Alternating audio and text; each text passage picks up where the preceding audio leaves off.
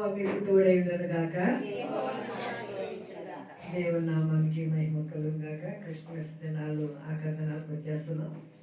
వచ్చి ఈ రోజు నీకు 25వ క్రిస్మస్, మన 26వ క్రిస్మస్ కూడా జరిగిపోతూ ఉంటుంది. దేవుని యొక్క కృపలో సంవత్సర కాలం అంతా మనల్ని కాచి కాపాడిన ప్రభు గత సంవత్సరంలో మనందరము దేవుని సన్నిధిలో చేసిన ప్రార్థనలు ఆయన ఆలకించి మన బ్రతుకుల్లో ఆయన చేసిన మేడకి కృతజ్ఞత కలిగిన వారంగా మనం ఆయన సన్నిధిలో కనబడి స్తుతించడం కంటే మరేమో ఏమీ చేసి ఆయన ప్రేమకు మనము కృతజ్ఞత చెల్లించలేము. ఆయన మన నుండి కోరుకునేది కూడా లేదు. మన వెండి బంగారాలు కానీ, మన ధనధాన్యాలు కానీ, మన వస్తు వాహనాలు కానీ ఆయన కోరుకోవడలేదు. ఆయన కోరుకునేది ఏంటంటే విరిగి నలిగిన హృదయంతో కృతజ్ఞత స్తుతులు చెల్లించుట. ఇంతియే కదా నేను మీ నుండి కోరుకుంటున్నాను. అంతే. ఆ కృతజ్ఞత స్తుతి అనేది మన జీవితంలో మనం కలిగి ఉండడానికి మనం నిత్యము జ్ఞాపకించుకోవాల్సిన వారంగా ఉన్నాం. మరి గత కొన్ని వారాలుగా మనం క్రిస్మస్ వర్తమానాలు వింటూ ఉన్నాం. కోణాల గురించి విన్నాం, 5 కోణాల గురించి. తర్వాత 5 నామాల గురించి విన్నాం. యేసుక్రీస్తు ప్రభుకి 5 నామాలు, ఆ నామముల యొక్క రహస్యాలు ఏంటో విన్నాం. ఈరోజు ఇంకా మిగిలింది నక్షత్రం. ఇది నడిపించిన నక్షత్రం. నక్షత్రం నడిపించింది. నక్షత్రం మొట్టమొదట వెలసిన నక్షత్రం. ఎక్కడ వెలిసింది నక్షత్రం? మనం చదువుకున్న వాక్య భాగం 1వ వచనంలో ఉంటుంది. మత్తయి సువార్త 2వ అధ్యాయము 1వ వచనంలోనే, రాజైన హేరోదు దినములందు యూదా దేశ బెత్లెహేములో యేసు పుట్టిన పిమ్మట, ఇదిగో తూర్పు దేశపు జ్ఞానులు యెరూషలేమునకు వచ్చి, యూదుల రాజుగా పుట్టినవాడు ఎక్కడ ఉన్నాడు? తూర్పు దిక్కున మేము ఆ నక్షత్రం చూచి ఆయన పూజింపవచ్చిదని చెప్పాను. మొదటిది వెలసిన నక్షత్రం. ఎక్కడ వెలిసింది నక్షత్రం? మనది ఏ దిక్కండి? అంటే ఎక్కడ వెలిసిందండి నక్షత్రము? మన దేశంలో నిర్మయం కలగాక. హల్లెలూయా. నశించిన దాన్ని వెతికి రక్షించిన కొరకు మనిషి కుమారుడు భూమి మీదకు దిగి వచ్చినని వాక్యంలో రాయబడిన సత్యం మనకు తెలుసు. ఆయన నశించిపోయే మన దేశము, నరకానికి వెళ్ళే మన ప్రజలు అగ్నిగుండానికి ఆహుతి కాకూడదని ఆయన మన దేశంలో ఆయన యొక్క పుట్టుకను గురించిన రహస్యము తెలియచేసే ఒక నక్షత్రాన్ని కనుపరిచాడంట. ఈ నక్షత్రాన్ని కనుపరిచినప్పుడు ఈ నక్షత్రం యొక్క పూర్వత్రాలు, ఈ నక్షత్రము ఇలాంటి నక్షత్రం ఎందుకు పుట్టింది, ఈ నక్షత్రం గురించిన సంగతి ఏంటని మన దేశంలో ఖగోళ శాస్త్రాలు చదివిన పాండిత్యము కలిగిన వారు చాలా మంది ఉన్నారు. వారు ఈ నక్షత్ర శాస్త్రాన్ని బాగా చదివిన వాళ్ళు. సూర్య చంద్ర గ్రహాలు, తిథి నక్షత్రాలు, వీటన్నిటి గురించిన సంగతులు మనవాడికే బాగా తెలుసు. అందుకనే వాళ్ళు ఈ తిథి నక్షత్రాలు చూచే పాండిత్యము కలిగిన వీరు ఈ నక్షత్రాన్ని చూసినప్పుడు ఆ నక్షత్రమును గురించిన సంగతులు ఏమై ఉంటాయని వారు పాండిత్యము కలిగిన వారు కనుక దానికి సంబంధించిన పుస్తకాలను తిరగవేసి చదవడం మొదలు పెట్టారు. ఆ రోజున మన వాళ్ళు చెప్పేవారు తోక చుక్క పుట్టిందని. అది పుట్టినప్పుడు ఒక గొప్ప వ్యక్తులు పుడతారు అని పెద్దవాళ్ళు చెప్తూ ఉండేవారు. కనుక ఈ నక్షత్రాన్ని చూసినప్పుడు వాళ్ళు ఈ నక్షత్రం గురించి చదవడం మొదలు పెట్టారు. ఈ నక్షత్రము పుట్టినప్పుడు ఒక మహారాజు పుడతాడు. అతడు చాలా గొప్పవాడు. కనుక అతడు పుట్టుకను తెలియచేసే నక్షత్రం. ఈ నక్షత్రం ఏ నక్షత్రం అండి? కదండి, ఒక మహారాజు యొక్క పుట్టుకను తెలియచేసిన నక్షత్రం. కనుక ఈ రాజు ఏ దేశపు రాజు అయి ఉంటాడు, ఎవరికి రాజు అయి ఉంటాడు అని అనుకుని వారు ఇంకా లోతుగా అధ్యయనం చేసేటప్పటికి ఈ రాజు మన ఇండియా దేశానికి రాజు కాదు, ఈ రాజు అమెరికా దేశానికి రాజు కాదు, ఈ రాజు అరబీ దేశానికి రాజు కాదు. ఈ రాజు ఎవరికి రాజు అంటే యూదులకు రాజు. అందుకనే ఈ యోధా దేశం ఎక్కడున్నదంటే యెరూషలేములో ఉన్నది. యూదులు ఎక్కడున్నారు? యెరూషలేములో ఉన్నారు. కనుక ఈ నక్షత్రము పుట్టిన ఈ వార్తను తెలియచేసే రాజు ఎవరు రాజు అంటే యూదులకు రాజు. కనుక మనము ఆయన్ని యూదా దేశం వెళ్ళి ఆయన చూసి ఆయన ఆరాధిస్తాం అని అనుకుని వారు బయలుదేరి వెళ్ళారు. ఇప్పుడు నక్షత్రము వారిని నడిపించుకుంటూ వెళ్ళింది. మనం వాక్యంలో చదువుదాం చూడండి. మనము మొదటిది నెంబర్ 1, వెలసిన నక్షత్రం అంటే నక్షత్రం ఏమైందండి? కనబడింది కదండి. నక్షత్రం పుట్టింది ఆకాశంలో. వెలుగు నక్షత్రం ఏంటంటే నక్షత్రము వెలుగుకు సాదృశ్యం. ఇప్పుడు ఆ రెండవ నక్షత్రం ఏంటి అని అంటే నడచిన నక్షత్రం. రెండవ నక్షత్రం ఏంటండి? ఈ నక్షత్రం ఏం చేసిందండి? వెలిసి కడలేదు. ఇదేం చేస్తుందంటే నడుస్తుందంట. దీన్ని చూసి వీళ్ళు నడుస్తున్నారు. చూద్దాం ఆ వాక్యాన్ని చదువుదాం. దేని యొక్క వాక్యం నుంచి 2వ వచనం. యూదుల రాజుగా పుట్టినవాడు ఎక్కడ ఉన్నాడని తూర్పు దిక్కున మేము నక్షత్రం చూచి ఆయన పూజింపవచ్చితమని చెప్పిరి. హేరోదు రాజు ఈ సంగతి విన్నప్పుడు అతడును అతనితో కూడా యెరూషలేములో వారందరూ కలవరపడిరి. కాబట్టి రాజు ప్రధాన యాజకులను ప్రజల నుండి శాస్త్రులను అందరినీ సమకూర్చి క్రీస్తు ఎక్కడ పుట్టినని వారిని అడిగాను. ఇప్పుడు ఈయన పుట్టాడనంటే రాజు పుట్టాడనేసి వీరికి అర్థమయ్యి ఎక్కడికి వెళ్ళారండి? రాజునింటికి వెళ్ళారు. రాజు ఎక్కడ పుడతాడండి? రాజునింట్లోనే పుడతాడు. కనుక ఈయన హేరోదు రాజు ఇంట్లోకి వెళ్ళారు వీళ్ళు. ఎందుకంటే ఈయన రాజు ఇంట్లోనే పుట్టి ఉంటాడు అనుకుని ఆ రాజు గృహంలోకి అంతఃపురంలోకి వెళ్ళాడు. ఇక్కడ మీ దేశానికి ఒక రాజు పుట్టాడు, ఆ రాజును పూజించడానికి మేము వచ్చాము అని ఈ సమాచారం చెప్పినప్పటికీ ఆ రాజుకి ఆ దేశంలో వాళ్ళందరూ కూడా కలవరం. అసలు ఎందుకంటే కలవరం అండి? అసలు వీళ్ళందరూ ఎవరి కోసం ఎదురు చూస్తున్నారండి? మెస్సియా రాజుగా వస్తాడనే కదా ఎదురు చూస్తున్నారు. కానీ తీరా ఆయన వచ్చాడు అని అంటే నమ్మడానికి వీళ్ళకి ఏమాత్రం ఇష్టం లేదు. ఎందుకు కలవరపడ్డారనంటే ఇప్పుడున్న హేరోదు రాజు కాలంలో మనం బాగానే ఉన్నాము, కానీ ఆ రాజు ఎవరో ఎక్కడ పుట్టాడో ఆ రాజు వల్ల మళ్ళా ఏమి సంభవిస్తావో ఇవి వారందరిలో ఉన్న ఆలోచనలు. హేరోదు రాజు జ్ఞానుల్ని చెప్పిన మాట విన్న తర్వాత సరే మన పాండిత్యం కలిగిన వారిని పిలవండి. మన శాస్త్రులు పరిశీలి కూడా పాండిత్యం కలిగి ధర్మశాస్త్రం చదివిన అనుభవం కలిగిన వారు ఉన్నారు కదా, వారిని పిలవండి అన్నారు. ఇక్కడ ఒక మాట ఉంది, క్రీస్తు ఎక్కడ పుట్టునని ప్రవక్తలు రాశారు. అంటే క్రీస్తు పుడతాడని, రాజు వస్తాడని, యూదులకు రాజ్యం తెస్తాడని వీళ్ళకి ఆరంభం నుంచి ఒక నమ్మకం ఉంది. యేసుక్రీస్తు ప్రభు 2వ రాకడలో వస్తారని, వచ్చినప్పుడు సంఘాన్ని ఆయన తీసుకువెళ్తారని, ఎవరు దేవుని స్వరం వింటారో వారు మేఘ మీద ఎత్తబడతారని అందరూ తెలుసు కదండి. కానీ ఎవరు దానికి సిద్ధంగా ఉన్నారు? ఎవరు అలా ప్రభు రావాలి, మేము సిద్ధంగా ఉన్నాం, మేము మేఘ మీద ఎత్తబడగలం అనే సంసిద్ధత కలిగిన వారికి భయం ఉండదు. ఆయన ఇవాళ వచ్చినా రేపు వచ్చినా న్యాయం రెడీ అని ఎవరు ఉంటారో వారికి ఏం కలవరం ఉండదు. కానీ ఆ సిద్ధపాటు లేని వారికి కలవరం, ఆ సిద్ధపాటు లేని వారికి భయం.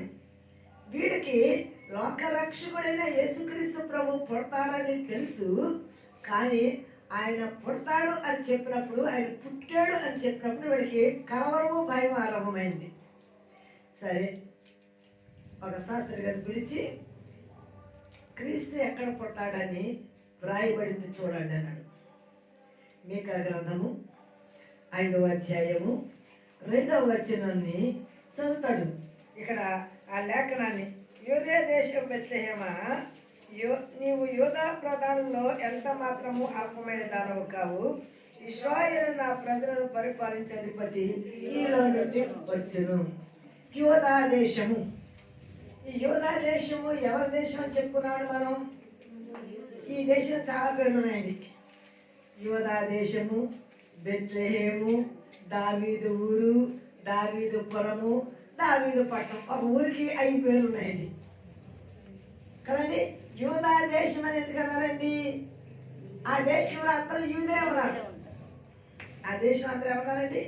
యూదా గోత్రికులే ఉన్నారన్నమాట. అందుకే యూదా దేశం అన్నారు. 2, ఈ బెత్లెహేము అనే పేరు లోకరక్షకుడు ఈ బెత్లెహేము నుంచి పుట్టాలి అనేది దేవుడు ముందుగానే వ్రాసి ఉంచాడు కనుక ఆ యూదా దేశంలో బెత్లెహేము అనే ఒక ప్రాంతము, ఒక ఊరు ఉన్నది. ఈ ఎఫ్రాతాకి బెత్లెహేముకి ఒక చరిత్ర ఉంది. ఎఫ్రాతాలోకి వచ్చేటప్పటికి రాహేలు చనిపోయింది. అక్కడ యాకోబు ఒక పెద్ద పిరమిడ్ కట్టాడు తన భార్య అయిన రాహేలు జ్ఞాపకార్థంగా. దాన్ని చూడడానికి దేశంలో ఉన్న ప్రజలందరూ వస్తూ ఉండేవారంట.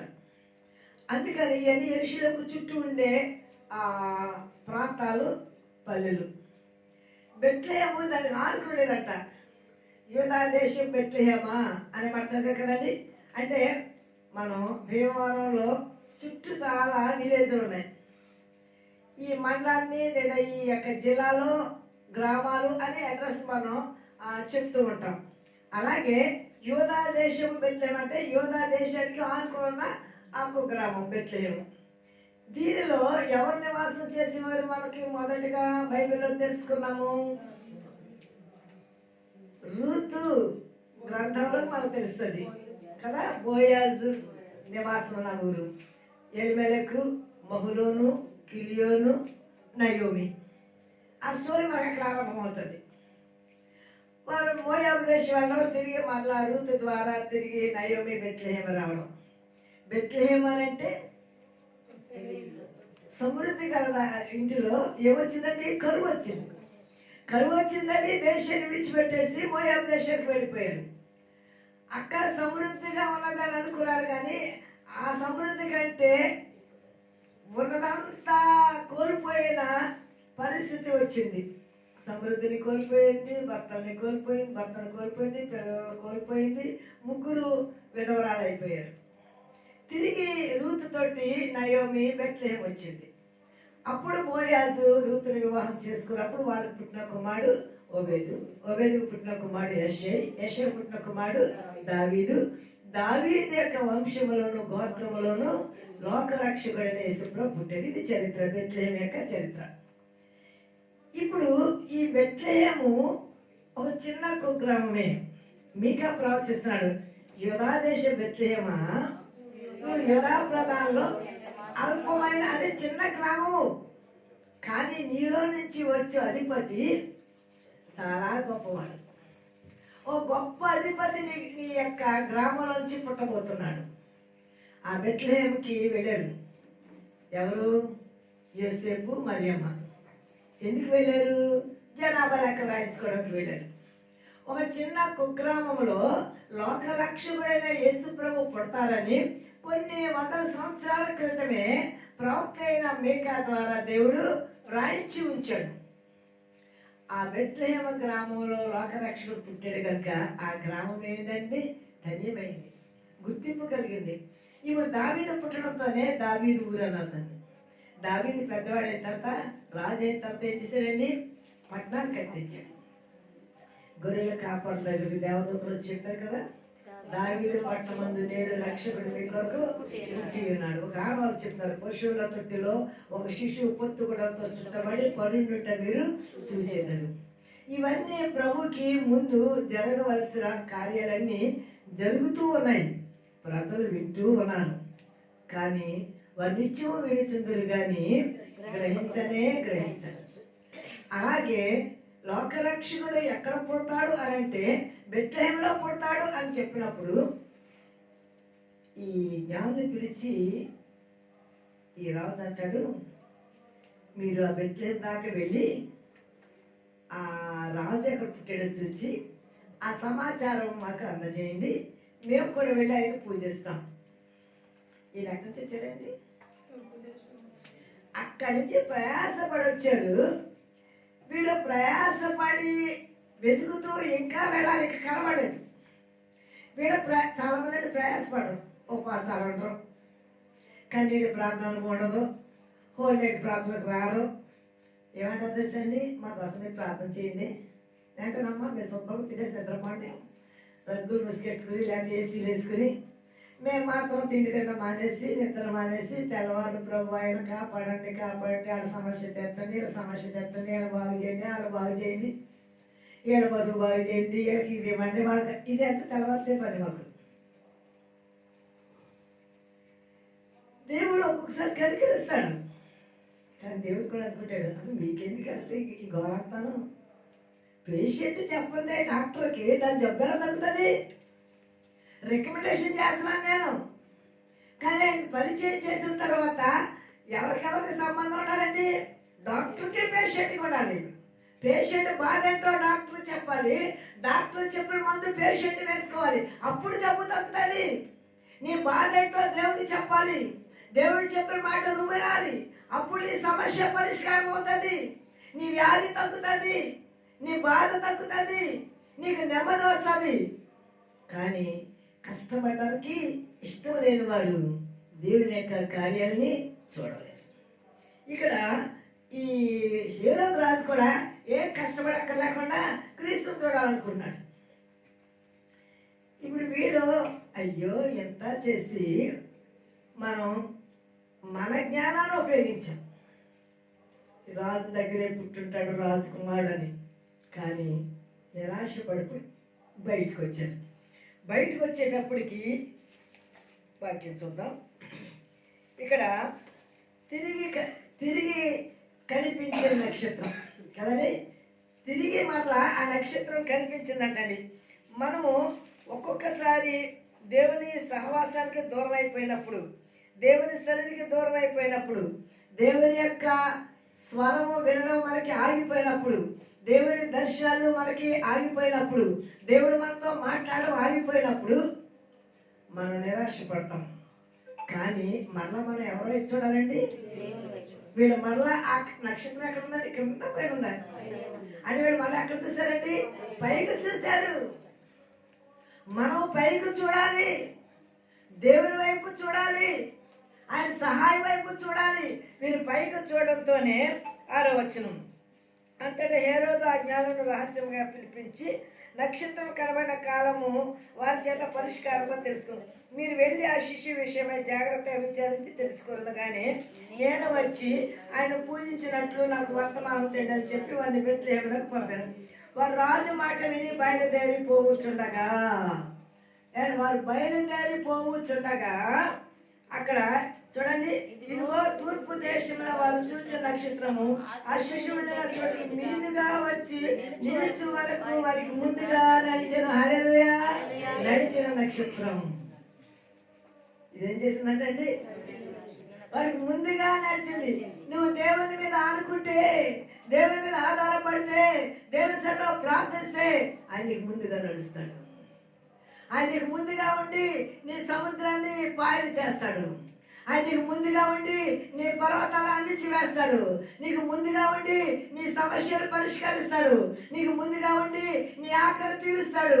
నీకు ముందుగా ఉండి నీకేం కావాలో అది నీకంటే ఆయనకి బాగా తెలుసు కనుక ఆయన నీకున్న ఆ యొక్క కష్టాన్ని, శ్రమను తీసివేసి, అమ్మా నువ్వు క్షేమంగా నడువు, నేను నీ ముందున్నాను, అన్ని తీసివేస్తాను, కంచెలు తీసివేస్తాను, గోతులు గొప్పులు తీసివేస్తాను, నీ మార్గాన్ని సలహా చేస్తాను, ఎందుకంటే నేనే మార్గం, నువ్వు నా మార్గంలోకి రా, క్షేమంగా నువ్వు నడుస్తావు. వీరు తిరిగి మరలా పైకి చూసినప్పుడు ఆ నక్షత్రం మరలా కనబడిందంటండి.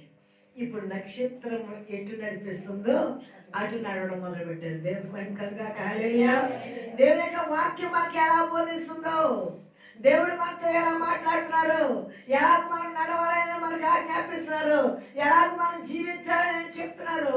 మనం అలాగ నడిచినప్పుడు క్షేమకరమైన స్థితిలోకి మనం వెళ్ళగలుగుతాము. వారు వారి జ్ఞానాన్ని పక్కన పెట్టారు, వారి ఆలోచన ప్రక్కన పెట్టారు. ఏది చూసి మనం ఎంత దూరం నడిచి వచ్చామో దాని వైపు మనం చూడమానేసి మన జ్ఞానాన్ని బట్టి రాజు వైపు చూచాం, నిరాశపడ్డాం. కానీ ఇప్పుడు మరలా మనం ఆ పైకే చూద్దాం అనేటానికి వారు ఆశకరంగా చూశారు కనుక మరలా కనబడిన నక్షత్రం అండి. వారు అత్యానందం అయిపోయిందంట. ఇప్పుడు నక్షత్రం నడుస్తుంది, వీరు కూడా నడుస్తున్నారు. దానియేలు గ్రంథం 12వ అధ్యాయము 3వ వచనం చదువుదాం. ఈ నక్షత్రం గురించి చక్కటి మాట అక్కడ దానియేలు గ్రంథంలో రాయబడింది, చదువుదాం. బుద్ధిమంతులైతే ఆకాశ మండలంలోని జ్యోతులను పోలిన వారై ప్రకాశించెదరు. అర్థమండి. బుద్ధిమంతులైతే ఆకాశ మండలంలోని జ్యోతులను పోలిన వారే ప్రకాశించెదరు. నీతి మార్గమును అనుసరించి బుద్ధిమంతులు. మొదటి మాట ఏంటండి? బుద్ధిమంతులు. మన బుద్ధి బాగోవాలండి. మన బుద్ధి బాగుంటే మన పరిస్థితులు బాగుంటాయి. మన బుద్ధి బాగుంటే మనకు ఆరోగ్యం బాగుంటుంది. మన బుద్ధి బాగుంటే మన పరిస్థితుల్లో మనం నెమ్మది కలిగి ఉంటాం. బుద్ధి బాగుంటే విలువ ఉంటుందండి. బుద్ధిమంతులు, వారికి డబ్బు లేకపోవచ్చు, వారికి డిగ్రీ లేకపోవచ్చు, వారికి లోక సంబంధమైన ఏవేవో ఆస్తులు అంతస్తు లేకపోవచ్చు, కానీ వారి బుద్ధి వారికి విలువనిస్తుందండి. వారి బుద్ధి వారికి జ్ఞానాన్ని ఇస్తుందండి. వారి బుద్ధి వారికి క్షేమాన్ని ఇస్తుందండి. వారి బుద్ధి వారికి ఒక మంచి భవిష్యత్తుని ఇస్తుందండి. ఒక అమ్మాయిని వివాహం చేసుకోవాలనంటే ఎలా ఉంటే చేసుకోవడానికి ఇష్టపడతామండి? బుద్ధిమంతురాలైతే చేసుకోవడానికి ఇష్టపడతాం. బుద్ధి కండి విలువ కట్టడానికి ఏ డబ్బు సరిపోతుంది, ఏ చదువు సరిపోదు. బాగా చదువుకుందండి కానీ బుద్ధిహీనరాలండి. చాలా అందగత్తండి, బుద్ధిహీనరాలు మాట్లాడుతున్నాం అంటాడండి యోగు గట్టాను భార్య అని. ఎందుకంటే చాలా అందగత్తి యోగు భార్య. అందుకనే ఆ కుమార్తెలు ఏమండి భూలోకంలో లేనంత అందగత్తలు అంటాడు ఆ ముగ్గురు. బుద్ధిహీనరాలు మాట్లాడద్దు. అందిస్తే దేవుడు గొప్పడా, పోతే దేవుడు గొప్పడు కదా. మన జీవితంలో బుద్ధి అనేది చాలా విలువైంది. బుద్ధి కలిగిన అమ్మాయిని, ఒక అమ్మాయి బుద్ధి కలిగిన అమ్మాయి కనబడింది వాళ్ళకి. వాళ్ళు అన్నారంట, 1 కోటి రూపాయలు ఇస్తామమ్మా మీ అమ్మాయిని మా అబ్బాయికి వివాహం చేయండి అన్నారంట. ఆ అమ్మాయికి ఒక అమ్మాయి ఉంది. ఆ అమ్మాయి అంతా మేము చూసుకుంటాం, ముందే 1 కోటి రూపాయలు వేస్తాం అమ్మాయి పేరుని కనుక అమ్మాయిని చేసుకుంటాం మాకంటే. ఆ అమ్మాయి అందంట, అతను అంత బుద్ధి గలవాడు కాదు కనుక నేను చేసుకోను, అతను కోట్లు నాకు వద్దాను. బుద్ధి లేని అబ్బాయిని చూసిందంట. అమ్మో ఈ అబ్బాయి నాకు వద్దు, వాడికి 2 కోట్లు ఉంటే నాకెందుకు, బుద్ధి లేని వాడు నాకు వద్దు. బుద్ధి గలవాడిని చూసినప్పుడు వాడికి ఏం లేకపోయినా పర్వాలేదు, నేను చేసుకుంటాను, ఎందుకంటే నన్ను ప్రేమగా చూసుకుంటాను. బుద్ధిలో గొప్ప ఘనత ఉందండి, బుద్ధిలో గొప్ప విలువ ఉందండి. బుద్ధిమంతులైతే ఇలా ఎక్కడుంటారంటండి? ఆకాశ మండలంలో జ్యోతులను పోలిన వారు వెలుగుతామంటారండి. ఇక నీతిమంతులు తర్వాత మాట ఏంటండి? ఎవరు నీతి మార్గమును అనుసరించి నడుచుకున్నట్లుగా ఎవరు అనేకులను తిప్పుదరో వారు నక్షత్రం వలె నిరంతరము ప్రకాశించెదరు. హల్లెలూయా. నీతి మార్గములో ఎవరు అనేకులను నడిపించుదరో, యేసు మార్గములోకి ఎవరు అనేకులు నడిపించుదరో, జీవ మార్గంలోనికి ఎవరు అనేకులు నడిపించుదరో, ప్రభు యొక్క మార్గంలోనికి ఎవరు అనేకులు నడిపించుదరో మీరందరూ ఏమంటండి? వీళ్ళు బుద్ధిమంతులు అనేది జ్యోతులు. నక్షత్రములు అనేవారు ఎవరి గురించి? నీతి మార్గం అనుసరించినట్లు ఎవరు అనేకులను త్రిప్పుదరో, ఎవరి వైపు తిప్పాలండి? దేవుని వైపు తిప్పిన వారు నిరంతరము ప్రకాశించే నక్షత్రములు. ఏమండి ఎప్పుడో చనిపోయారు దేవదాసయ్య గారు కదండి, ఇప్పటికీ ఆయన మనం జ్ఞాపకం తెచ్చుకున్నాం కదా. ఎప్పుడో చనిపోయారు మార్టిన్ లూథర్ గారు, ఇప్పటికీ జ్ఞాపకం తెచ్చుకున్నాం కదా. యేసయ్య గారు చనిపోయారు, జ్ఞాపకం తెచ్చుకున్నాం. ఏమండి పెద్ద పెద్ద దైవజనులందరూ చనిపోయారు సంఘాన్ని స్థాపించి. భక్తి సింగ్ గారే కానివ్వండి, పెద్ద పెద్దోళ్ళు మన సంస్థను స్థాపించిన పరంజ్యోతి గారే కానివ్వండి, వీళ్ళందరూ పెద్ద పెద్దోళ్ళు దినకర్ణయ్య గారే కానివ్వండి, వీళ్ళందరూ అనేకులను ఎవరో తిప్పారండి. అందుకని ఇప్పటికి వాళ్ళు ఏం చేస్తారండి? ప్రకాశిస్తున్నారు. వారి పేరు ప్రకాశిస్తుంది. వారు నిత్యము ప్రకాశించారు. మన జీవితంలో మనము ప్రకాశించే నక్షత్రాల వలె ఉండాలంటే మనం ఏం చేయాలన్నమాట అండి? నీతిమంతులుగా ఉండాలి. అనేకులను నీతి మార్గంలోకి నడిపించాలి. అప్పుడు నిత్యము ప్రకాశించే, ఇప్పుడు ప్రకాశించే నక్షత్రం. ఈ నక్షత్రాలు ఏంటండి? ప్రకాశించే నక్షత్రం. ఇంకొక మాట చెప్తాను. సంఖ్యాకాండము 24:17 ఇక్కడ ఈ నక్షత్రము యాకోబులో ఉదయించే నక్షత్రం. ఈ నక్షత్రం ఎక్కడ ఉదయించిందంటే ఎవరు ప్రవచించారు ఈ మాట? మరి ఆడవాళ్ళు చెప్పారు కదా మీకు. బిలాము యాకోబులో నక్షత్రం ఉదయించినని ఆ దర్శనం చూసి చెప్తున్నాడు. మనలో ఎవరు దేవుని వైపు అనేకులు తిరిపే సేవకులు కొడతారో వాళ్ళు ఎవరండి? ప్రకాశించే నక్షత్రం. మనలోంచి లోక రక్షకుడైన యేసు ప్రభు పుడితే చీకట్లోనూ మరణ ఛాయలో కూర్చున్న వారికి వెలిగించుటకు ఆయన అరుణోదయ నక్షత్రముగా ఉదయించాడు. కనుక క్రీస్తు మన హృదయంలో పుడితే అదే మనకు నిజమైన క్రిస్మస్. ఆ నక్షత్రము మనము ఇతరులను నడిపించే వారిగా ఉండాలి. మనం వెలగాలి, మనము వెలిగించాలి, మనము నడవాలి, మనం అనేకులను నడిపించాలి, మనం చూడాలి, అనేకులను ప్రభుని చూపించాలి. ఇప్పుడు ఈ నక్షత్రం ఎక్కడ అయిపోయిందంటే అండి, శిశువు ఉన్న చోటికి మీదుగా వచ్చి 10వ వాక్యం ముగించుకుందాం. వారు ఆ నక్షత్రం చూసి అత్యానంద భరితుల ఇంటిలోనికి వచ్చి తల్లి అయిన మరియను ఆ శిష్యులకు చూచి సాగరపడి ఆయన పూజించి తమ పెట్టెలను విప్పి బంగారమును, సాంబ్రాన్ని, బోలమును కానుకగా ఆయనకు సమర్పించేది. ఇప్పుడు వీళ్ళ ముగ్గురు వచ్చి ఆ బాలుడికి ఏం చేస్తున్నారండి? సాగరపడ్డారంట. బాలుడు ఎత్తున్నాడండి, చిన్న బాలుడు. వీళ్ళు పెద్ద జ్ఞానం కలిగిన ధనవంతులైన పెద్ద ఉపదేశకులు. వారు వచ్చి బంగారం నడిపిస్తున్నాడు, ఈయన రాజు. సాంబ్రాన్ని నడిపిస్తున్నాడు, ఈయన పూజార్హుడు. బాలు నడిపిస్తున్నాడు, ఈయన పేరు ప్రపంచం అంతా వ్యాపిస్తుంది.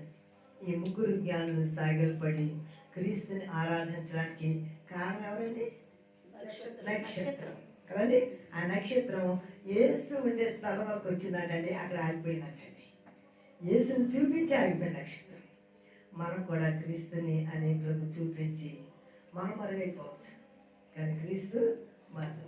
కనుక అలాంటి అనేకులు నడిపించే నక్షత్రాలుగా మనం ఉండడానికి దేవుడి తన కృపా సహాయం మనకు అందరికీ అనుగ్రహించను గాక.